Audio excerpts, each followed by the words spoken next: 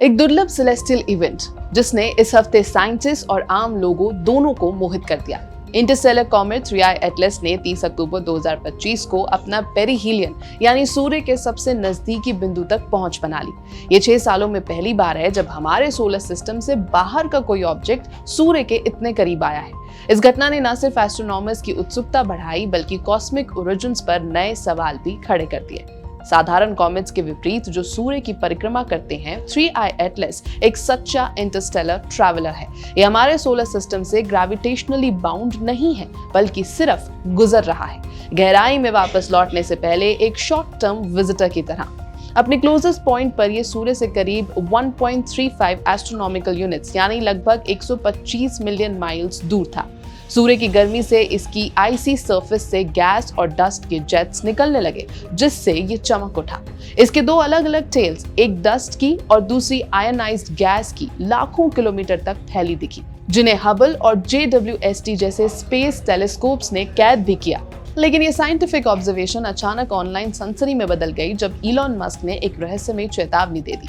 उन्होंने एक्स पर लिखा, 3i एटलस किसी ऑर्डिनरी कॉमेट जैसा नहीं है। मस्क ने दावा किया कि डेटा में कई अनयूजुअल पैटर्न्स हैं, जैसे inverted jet stream, irregular acceleration और तेजी से फैलती टेल, जो किसी नोन कॉमेट बिहेवियर से मेल नहीं खाती। उनके बयान के बाद सोशल मीडिया पर थ्योरीज की बाढ़ आ गई। किसी ने हिडन प्रोपल्शन सिस्टम कहा तो किसी ने एलियन टेक्नोलॉजी का संकेत बता दिया। मस्क ने नासा की साइलेंस पर भी सवाल उठाया।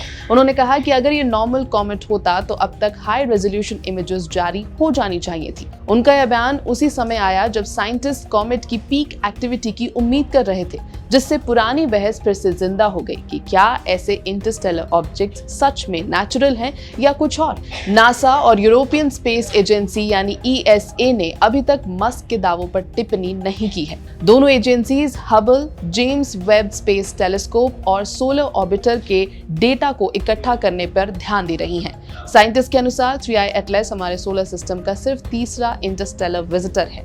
पहले ओमुआमुआ 2017 में और बोरिसोव 2019 में देखे गए थे, जिन्होंने भी ट्रेडिशनल मॉडल्स को चैलेंज किया था।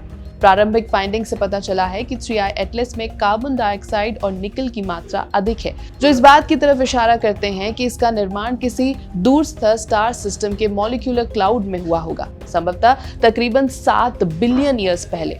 साइंटिस्ट इसकी आउटगैसिंग पैटर्न को बारीकी से देख रहे हैं, जिससे ये समझा जा सके कि इंटरस्टेलर कॉमेट्स सूर्य की हीट में कैसे बदलते हैं और इनके एलिमेंट्स हमारे सोलर सिस्टम के कॉमेट्स से कैसे अलग हैं। फिलहाल पृथ्वी से सीधा ऑब्जर्वेशन लगभग असंभव है। सूर्य के बहुत करीब होने के कारण ये सामान्य टेलीस्कोप से नहीं दिखता।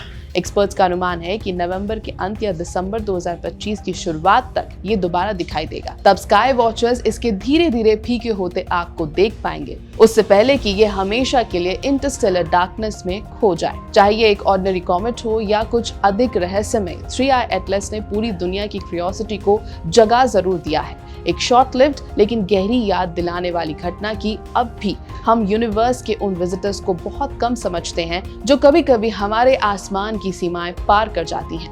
यह है ABP लाइव। मेरा नाम है श्वेता शर्मा।